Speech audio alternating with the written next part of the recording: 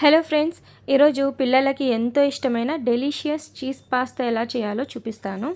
ముందుగా ఒక ప్యాన్ పెట్టుకొని కొంచెం ఆయిల్ వేసుకోవాలి. ఆయిల్ హీట్ అయ్యాక కట్ చేసుకున్న ఆనియన్స్, మిర్చి దూరగా వేయించుకోవాలి.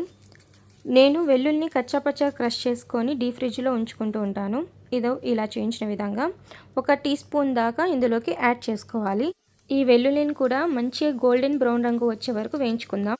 మంచిగా గోల్డెన్ బ్రౌన్ రంగులోకి వచ్చాక కట్ చేసుకున్న టమాటాస్ని వేసుకుందాం. వీడియో లెంత్ని తగ్గించడానికి నేను స్పీడ్ మోడ్లో పెట్టాను. టమాటాస్ని కూడా బాగా వేయించుకుందాము. ఇలా టమాటాస్ బాగా వేగాక తురుముకున్న క్యారెట్ని వేసుకోవాలి.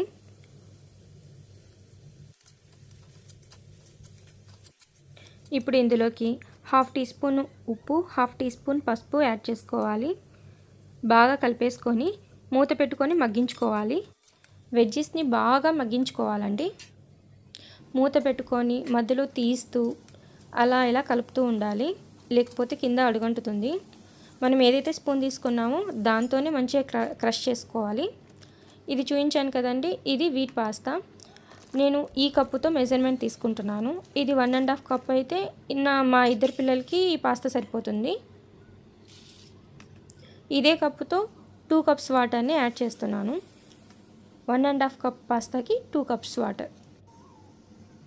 ఇందులోకి నువ్వులు యాడ్ చేస్తున్నాను. పిల్లలు పెరుగుతున్నారు కదండి, కాల్షియం వాళ్ళకి చాలా అవసరము. అందులోకి ఏది కర్రీ చేసినా కూడా ఇలా నేను నువ్వుల్ని యాడ్ చేస్తాను.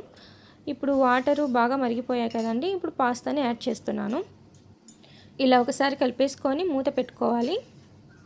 మధ్యలో తీస్తూ కలుపుకుంటూ ఉండాలి, అడుగంటకుండా ఉంటుంది.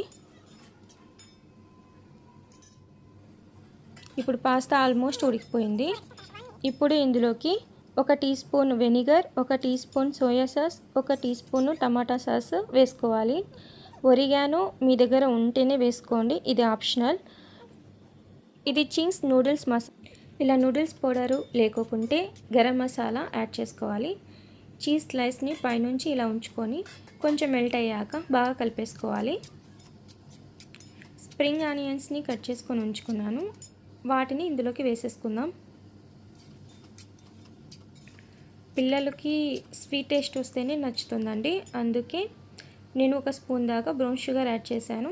మీరు బెల్లం పౌడర్ లేకుంటే షుగర్ ఏదైనా 1 స్పూన్ దాకా యాడ్ చేసుకోండి. ఇక ఆల్మోస్ట్ పాస్తా రెడీ అయిపోయింది. ఒక ప్లేట్ తీసుకొని సర్వ్ చేసుకోవడమే. పిల్లలకి చాలా నచ్చిందండి, మీరు కూడా ఖచ్చితంగా ట్రై చేయండి. మీకు ఈ వీడియో నచ్చితే సబ్స్క్రైబ్ చేసుకొని లైక్ చేయండి. Thank you.